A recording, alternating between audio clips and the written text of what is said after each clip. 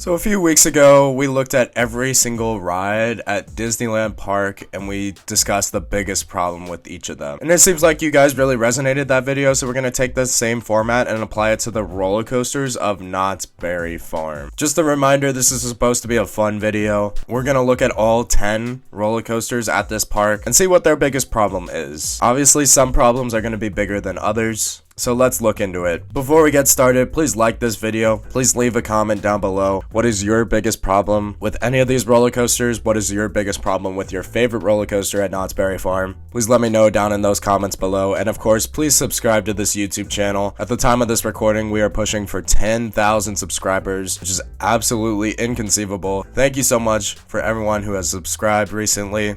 I'm trying to keep this growth moving. I appreciate every single one of you. We're gonna start things off in the boardwalk section of the park with Xcelerator. So this is the tallest and fastest roller coaster in the entire park. It's an absolute rush of a ride experience. Reliability is definitely one of the biggest issues for Xcelerator. I forgot to mention in the intro, but I'm not gonna allow myself to say operations or wait time are the biggest problems for any of these attractions. So I can't include operations, but I will include aspects like capacity and something like reliability, which is definitely a factor for Xcelerator. Xcelerator does also have a pretty nasty rattle over that first overbank, I would say. Like, it is pretty noticeable. They did recently switch out the trains, so they are running the red, white, and blue train now instead of the purple train. And as of my first rides on the red, white, and blue train in literally years, it was running pretty smooth. So I wouldn't say that's Xcelerator's biggest problem. I would make the argument that it is duration. This is a very short ride experience. It pretty much has 4 elements: a launch, a top hat, and then 2 overbanks. So it's over in a flash. And as a Knott's Berry Farm regular, I would say that the average wait time for Xcelerator is about the ballpark of like 40 minutes or so. So it can kind of suck waiting for like 40 minutes to ride a roller coaster that is over very, very quickly. But those 4 elements are a total rush. It's a spectacular roller coaster. I just wish it was a little bit longer. That being said though, Xcelerator is a lot longer than some of its sister coasters, some of which are gone, RIP. So I'm glad those 2 overbanks do exist. Moving right next door from a top 3 roller coaster in the park to maybe a bottom 3 roller coaster in the entire country is Ghostrider. This ride is a total disaster, and it really shouldn't be. Like, it's just an off-the-shelf wild mouse. This layout exists at so many other parks, including other legacy Cedar Fair parks. So it's just kind of goofy. This version of the attraction is absolutely trimmed to death, which I know is a lot of people's biggest problem with this ride experience, but to me it's not that big a deal. Like, a wild mouse is a wild mouse, whether you rip through it or whether you crawl through it. It's just not that deep to me. Also, the mustard yellow track and the white supports are kind of ugly. Like, the track definitely needs a repaint. Definitely an issue. By far, the biggest problem with Ghostrider, in my opinion, is the stupid shin guards. They are so uncomfortable. And as a taller rider, sometimes it feels like I'm being held in by my shins instead of by the lap bar that should be on my lap. Like, that's just absolutely ridiculous. I know these were added because of a lawsuit that the park had to deal with, but it's like, this ride exists at so many other parks. Can you not find another solution that doesn't cause my shins pain? Like, come on. That's another reason why I don't mind the layout being trimmed to death, because if it flew through the layout, my shins would be in even more pain because it's the only thing that's holding me into the stupid train. It's just so uncomfortable. It's so bad. This is probably the biggest problem with all of the roller coasters in this park. It's stupid. The ride would be fine if it didn't have these stupid shin guards. Like, or even if they made the shin guards higher quality, like softer material instead of these hard metal bars. It's so bad. It's so bad. I hate them, dude. Hate. If they can't find a solution to this, they might as well just bulldoze the entire attraction, build something else. I do like the name for Ghostrider, so there's that. Heading back to the front of the park, we're going to talk about the newest roller coaster in the park, Snoopy's Tender Paw Twister. So obviously this is the park's kiddie coaster, so any flaw really isn't that deep. It's a very, very cute attraction. I was very impressed when I did it. I think it's a perfect fit for this park, and the trains are pretty long, so capacity is better than a lot of kiddie coasters out there. So I am very satisfied with that. The theming is adorable. I love Camp Snoopy as a whole, and this was a great addition in my opinion. It's definitely better than the old kiddie coaster this park used to have. But because I need to find something to complain about, my biggest issue when I rode Snoopy's Tender Paw Twister was the seat divider. Ultimately, this is a kiddie coaster, so it's going to have kiddie coaster sized trains, which is fine. But like the seat divider was hard plastic and it doesn't give you the most amount of room to work with. Like I know obviously a lot of parents are going to want to ride this roller coaster with their kids. So it's kind of a shame that the train designs aren't a little more comfortable. But you know, it wasn't awful. It was fine. It's really not that deep, as I said. Right across from Snoopy's Tender Paw Twister is Fiesta Village and Jaguar. So this roller coaster is very, very interesting. It's probably the second tamest right behind Snoopy. Like this layout is low-key like a monorail. Like it just takes you around the park. You have some great views, but there's just not much there. So I would say a lack of elements is probably Jaguar's biggest problem, because as I said, it just takes you around the park. But it's a perfectly fine family coaster, you know, it's very relaxing. That being said though, when I was a kid, I used to be nervous for Jaguar. Like I used to be scared of roller coasters, dude. And the queue is kind of creepy, so it's kind of weird that the queue is so dark and like it was low-key scary for little kid theme park nerd. But when you get on the ride experience, it's so chill. It's so chill. It's just a monorail. I used to love how it would pierce the loop for Montezooma's Revenge, but of course, that's not the case right now. We'll talk about that later. But it's a fine ride experience. Jaguar knows what it is. The transfer track for this roller coaster seems really, really interesting. I want to see it in action. I believe the base of the second lift hill like slides to the right, and then the transfer track is right under the second lift hill. So the train would go straight instead of going up the lift, which is really, really cool. I want to see that happen one day. I have a video of a transfer track for another roller coaster in this park, which was really, really interesting. You should definitely go check that out if you haven't already. If you're a coaster nerd, I think it's very, very fascinating. But another big problem with Jaguar is like the lack of legroom, but you know, it's not that deep. It's fine.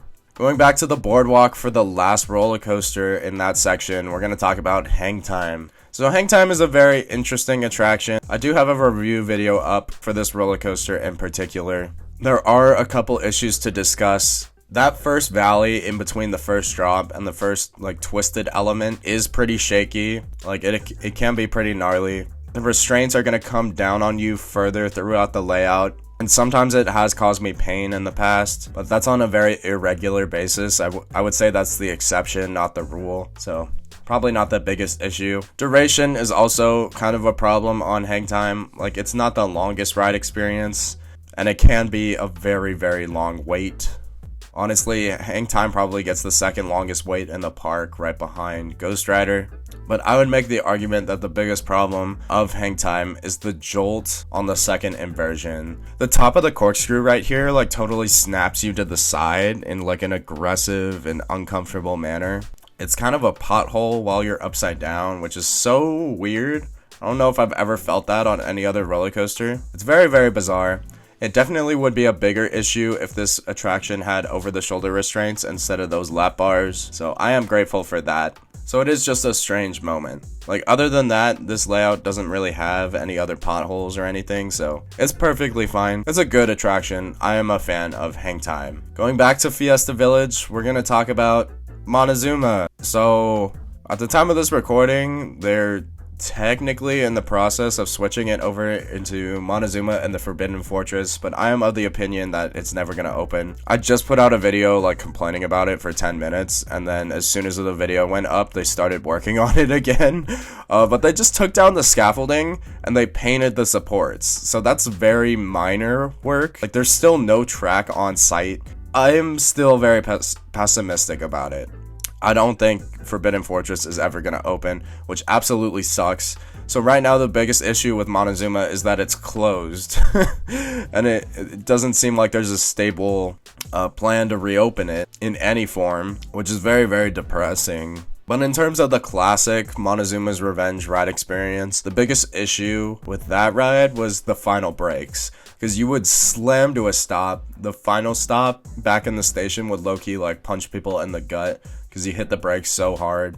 I always braced for it whenever I rode Montezuma, but it's a very fun, very classic ride experience. I am down bad to have it again. I miss that ride, dude. I miss it a lot. And I'm very upset with the park for the way that they handled this and for the lack of communication. It's very, very upsetting and it's unacceptable in my opinion. Let's get started on the roller coasters of Ghost Town. First off, we have Pony Express. There's a couple issues that we can talk about for this ride. Duration is definitely one of them. This ride literally has 4 elements. You launch, you have a turn, and then you have like 2 hills and then another turn before you hit the brakes. So it's very, very short, and all of these elements aren't nowhere near as notable as the elements on Xcelerator. Like, they're very drawn out, they're very tame. Really, the biggest appeal of Pony Express is the riding position, because it's a motorbike coaster, but you're riding on a horse, which is cool. That's very cute.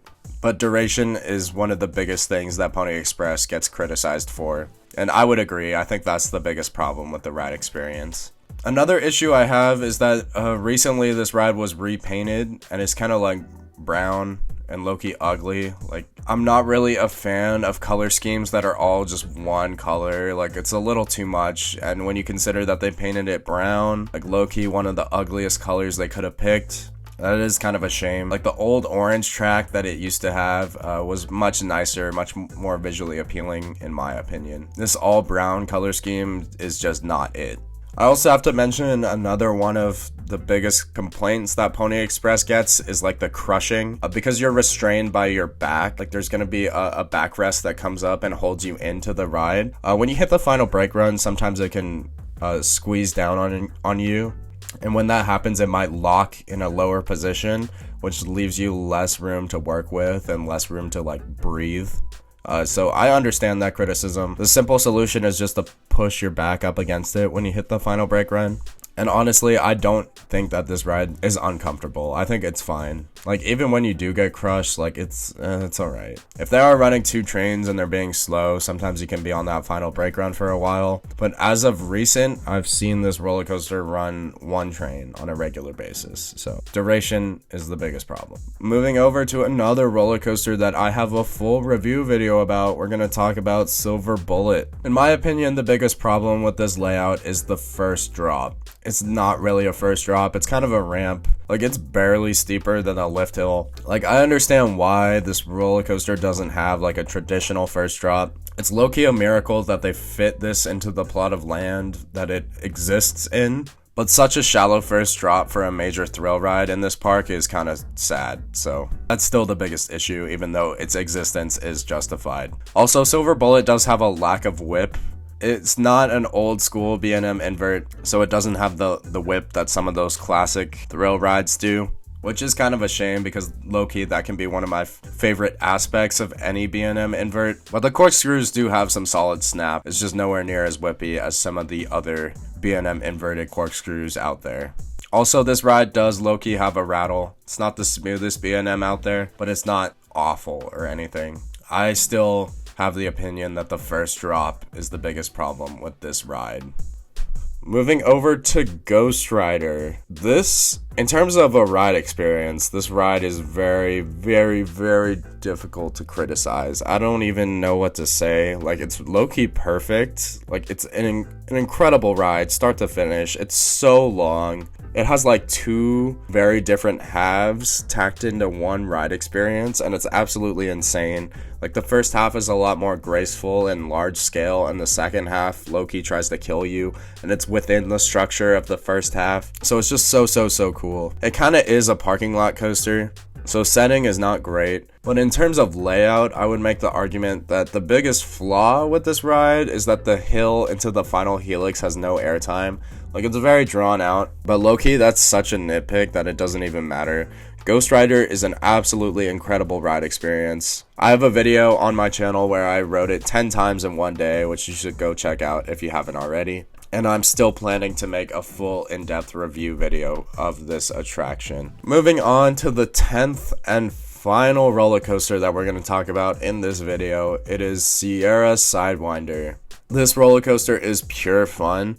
Honestly, it might be one of my favorite family coasters out there. It's one of my favorite spinning coasters. I absolutely love this ride. So just like Ghostrider, it's kind of hard to find a major criticism other than duration. Duration is probably the biggest problem with this ride. It has way more elements than Xcelerator and Pony Express, but you whip through it pretty quickly and then boom, the ride experience is over. So I do wish you got a little bit more bang for your buck, but the quality of this ride experience is so good that it's really not that deep. So that is the biggest problem with every roller coaster at Knott's Berry Farm. Do you agree with everything I've discussed in this video?